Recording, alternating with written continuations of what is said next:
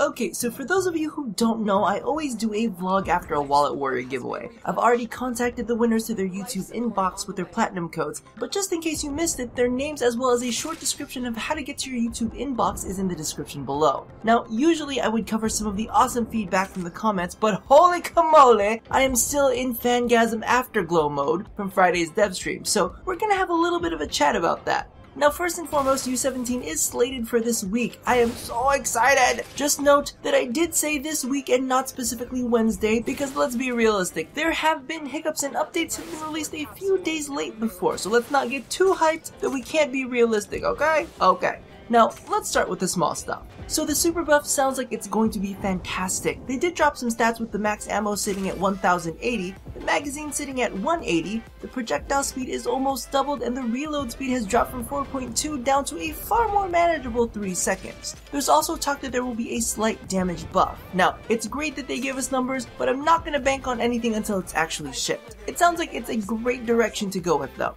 They've also mentioned the shotgun rework, increasing damage, changing around pellet count, adjusting fall-off distance, and hard capping it at approximately half damage. Clearly this is going to be different for all shotguns, so I can't say too much here. However, you better believe that I'm going to test hex sniping. Now, while we're on the weapon track, they have stated that there will be a nightmare mod for snipers, as well as 5 weapon-specific augments. So, Vectis Prime players rejoice because the new Nightmare mod will reduce ammo capacity and cut down your reload time. So holla freaking Luya, it is back to the classic. Now, as for weapon-specific mods, they only revealed 2 of these, one of them being Covert Lethality, which makes all stealth finishers done by daggers lethal. Now, while I don't think that this is going to be the thing that fixes the dagger category, I do have to say it is quite interesting as more and more frames are getting access to abilities that open up melee finishers. They also revealed the Adhesive Blast, which will allow your grenades to stick to targets. Now, in my head, the only weapon that I'm going to assume this works with will be the Penta, as it's the only one that can manually trigger its blast. I feel like this might be a little awkward if it worked with Toncore, as I'm not sure exactly how the mechanics would work that one.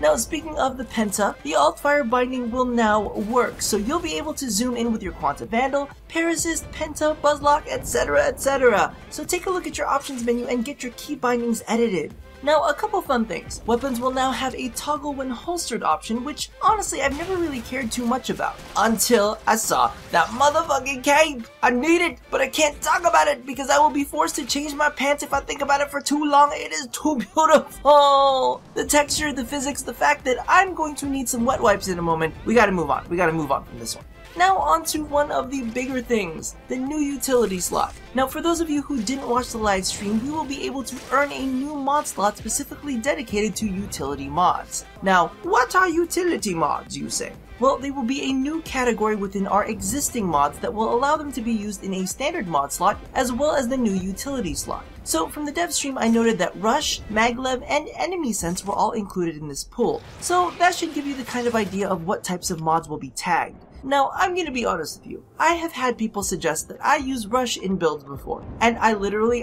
just wanted to puke in their face, just all over their face. But now who knows? There's a whole new world of options available to us. Just note that placing these mods in these slots will consume mod points just like any other mod, so be prepared to throw down a few forma in order to fit another mod into your builds. Now moving on, Sharkwing is gorgeous and I cannot wait to dive into Uranus. I really love the animation of popping out of the water, however it would be nice to have a cool animation when you're getting into the water instead of just like poof, a wild Arcwing has appeared. However, it's really not that big a deal. There's not much else to say about this other than to gasm about how detailed and beautiful the underwater environments are, and absolutely dread how I'm going to get stuck in all of those crevices. Because, let's face it, as much as I love Arcwing, I am a terrible fucking pilot.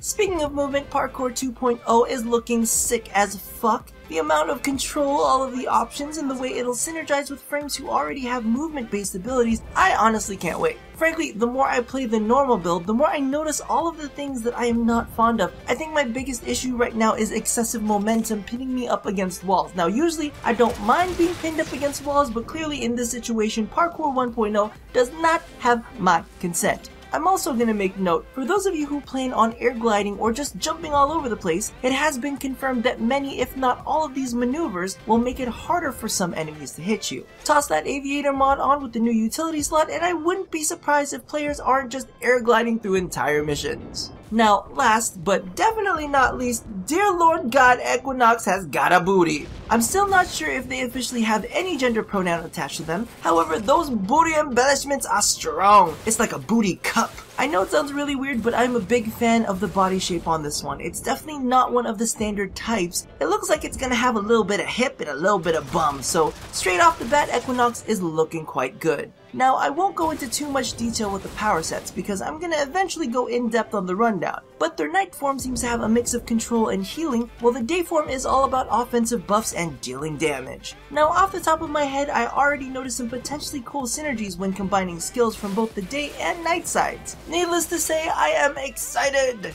Now, there are also a few small things like the new Chester Retriever Kubro that will be going live with U17, and a potential rework of mod spawning and defense missions that may eventually make it into the live build that sounds very interesting. However, with those aside, that about wraps up all the things that made it onto my radar from the Devstream. Let me know what you guys thought about it in the comments below, and congrats to the Platinum winners! Now, I can't 100% commit to doing these regularly, but I'll definitely see if I can't fit a few more into the schedule, as you all did an amazing job of reminding me all the ways the game already makes me wanna gasm.